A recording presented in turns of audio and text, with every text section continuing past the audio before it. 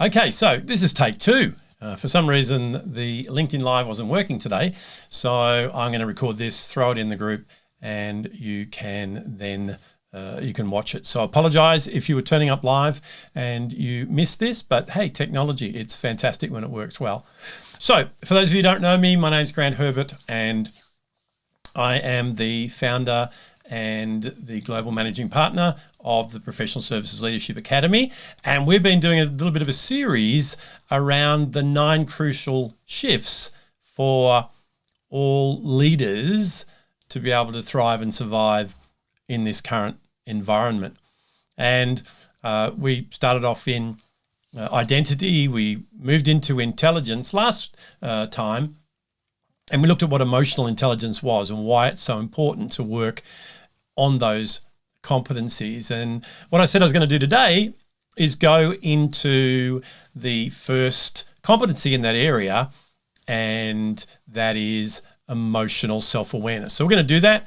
If you haven't got the workbook, then you can grab it. It's the same workbook from last week. There's just a continuation. There's exercises in there.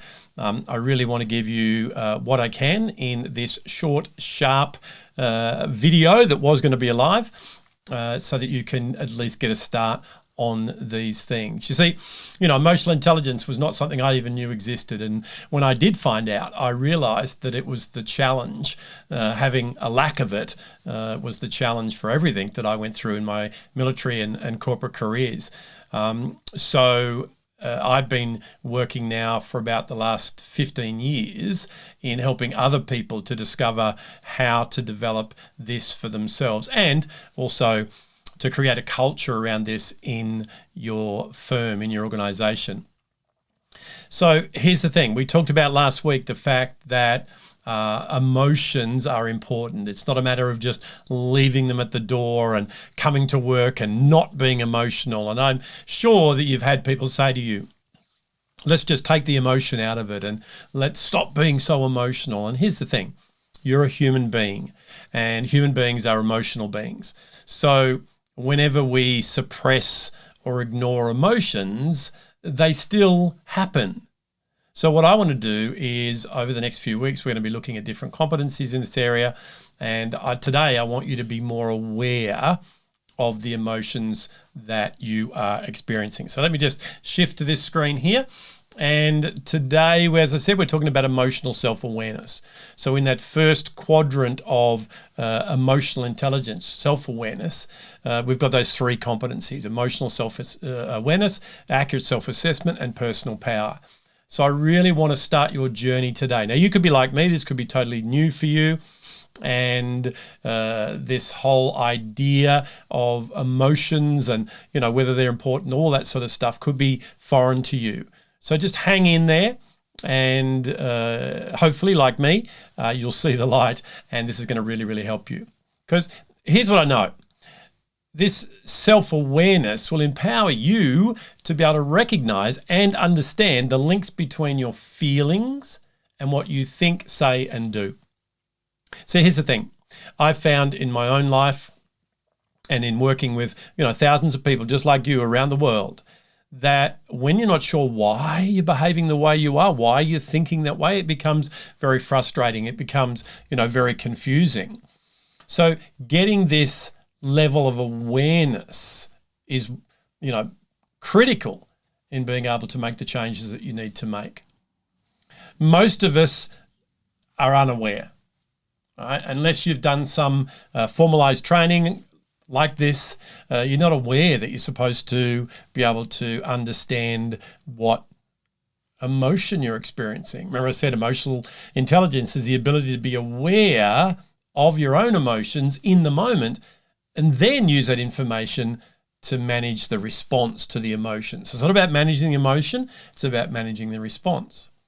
So if you're unaware, it's like driving through a school zone without seeing the sign, and therefore not doing the safe speed that you need to do to protect the kids. If the policeman pulls you up, you're not going to be able to use ignorance as a defense. Oh, sorry, I didn't see the sign. And it's a little bit like that, well, a lot like that really with our emotions as well. Emotions are cues. Remember I said we've got that physical cue of an emotion. By the way, if you didn't hear that last week or the week before, you can go back and watch that. But it's a physiological sensation in the body.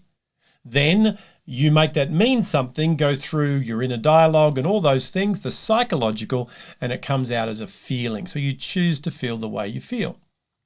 So if you're not aware of those initial sensations, if you're not tuned in, then you're not going to see the signs. The other thing is blind spots. We've all got blind spots. We've all got things that we can't or won't see in our own behavior. It's like driving along the road, and I'm sure this has happened to you, where all of a sudden a motorbike just ends up around in front of you. Where'd that come from? Well, it came in your blind spot. Trucks, it's really important that we stay a distance back from a truck, because if they can't see you because you're in the blind spot, they don't know you're there. And it's the same with some of the subconscious in particularly that we experience, some of the stuff that's hidden away, some of the stuff we are not able to see that creates the problems. And, it's like getting around in the dark. It's like driving a car at night with your lights off, not being able to see where you're going. That's going to create collisions and conflict. Now, we're talking about a car here, but really what I'm talking about is relationships, is your being able to, be who you need to be in the environment that you're working in. All right, so let me give you some good news. You can, when you have this thing called emotional self-awareness, recognize and see the signs, and then you can make adjustments. So if you're going through the school zone and you're up in the, 55 in the 40 zone, you've seen the sign, you go, whoa, let's pull that back. And it's the same when you've got that awareness with your emotions. The other thing it gives you is a start line. Awareness says, okay, this is where I'm at right now. So it gives you an understanding of that journey as you're navigating. And then it allows you to have a roadmap, a strategy. And I'm going to teach you these things more as we go through, so that you can go forward and navigate with confidence the emotion that you're going through. All right, so as I said, it's really important to have this awareness. And I never had any, and most people don't, because we're not taught to stop in the moment and recognize the emotion that we are experiencing. All right, so let me now take you through 5 key concepts just to get your head around this. Then I'm going to actually give you some things to do so that you can start getting this higher level of awareness. All right, let's go through them. So the first thing we need to understand is that just like in our health, our emotions, what's going on for us needs some sort of diagnosis. We need to be able to check in. Years ago, I lost a thumb to melanoma cancer, and the diagnosis process kept me alive, because if they didn't find that aggressive melanoma deep under the skin, I may not be here doing this for you right now. And it's the same with our emotions. We need to be able to diagnose what's happening. The next thing is it's good for you and others. Now, here's the thing. Self-awareness sometimes doesn't taste really good. And it's like this stuff on the screen here that my mum used to give me every day called cod liver oil.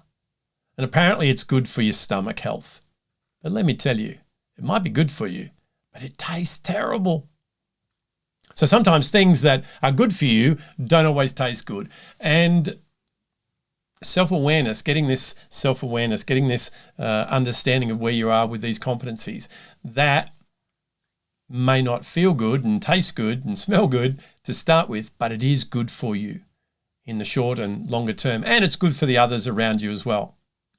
Another thing is what we want to do to get this awareness, we want to be able to look at things that we're already strong at, things that we're already we have as strengths, rather than just looking at, oh, what am I bad at? What, am I failing at?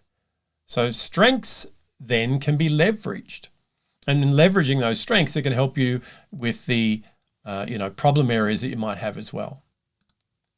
Number 4 is we need to get feedback. Sometimes I said we've got blind spots. So we need to get other people involved and say, hey, what do you see? And I'm going to, in the coming weeks, I'm going to teach you how to do that in a way that's good for everybody, right? but get some feedback, because others will see you differently than you see yourself. You know, people used to think that I was really, really confident and, you know, had it all together. And that's the outward persona that I put on. But really, deep down inside, I was not feeling that way at all. I was feeling totally unworthy and, incapable. So, you know, when people hear my story that know me well, they think, wow, I would have never have known that in seeing you. So people's perception of you could be different than what you're currently seeing in yourself. So we need to get that feedback. And number 5, and the most important thing, is to use what you learn. All right? There's no use getting awareness and then just knowing about it, because that can become just as frustrating or more frustrating than not knowing it altogether. So as I said, social emotional intelligence is the ability to be aware and then to use that information to manage yourself, manage your behavior, manage your relationships. All right, so that's about self-awareness. That's why it's really important. So what I want to do is give you the opportunity now in the rest of what we're doing today to start with that first competency of emotional self-awareness.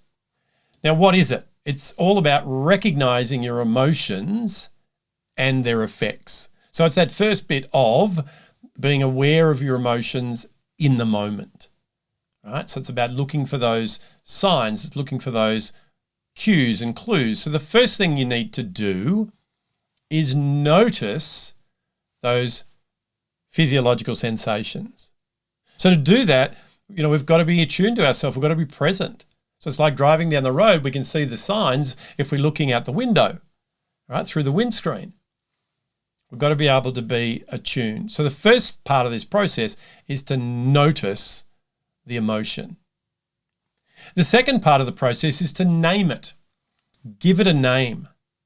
And unfortunately, we sort of have a very limited vocabulary, most of us, in terms of emotions. You know, there is over 2,000 words in the English language alone to describe an emotion that you could be experiencing at some time. We have a handful that we use. We're either happy or we're sad or we're angry or we're frustrated or whatever it is. So the first part of this process, and I've given you this in a worksheet format, the first thing that you need to do is you need to increase that vocabulary.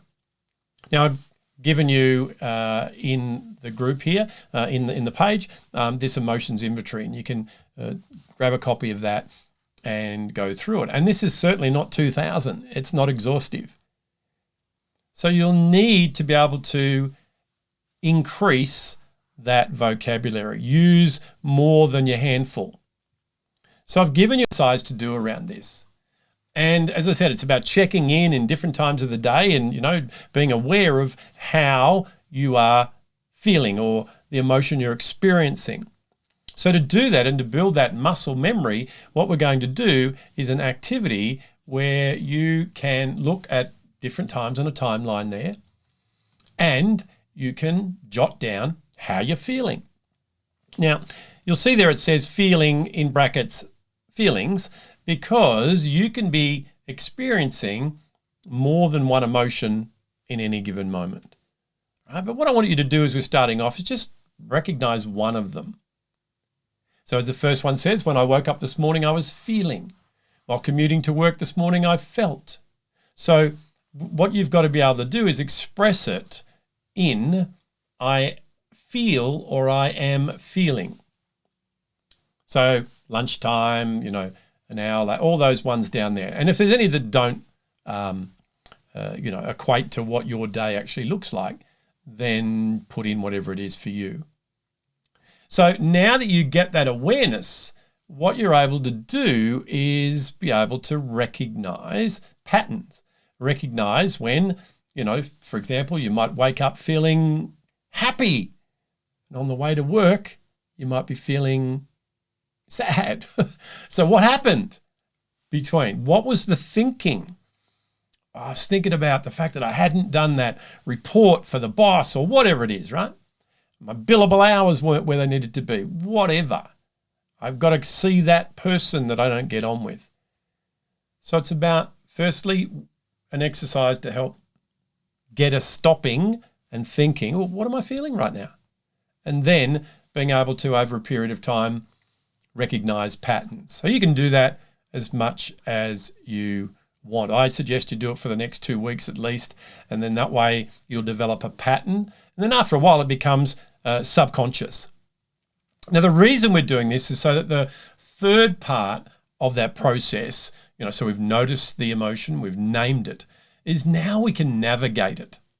So now, because we've recognized that it's there, what we can do is develop strategies for each of these emotions.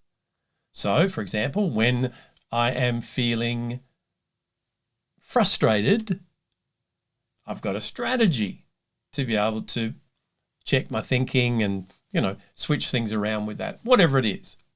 So that's the 3 things that you need to be able to do. You need to be able to notice the emotion, give it a name, and then it empowers you to be able to navigate it.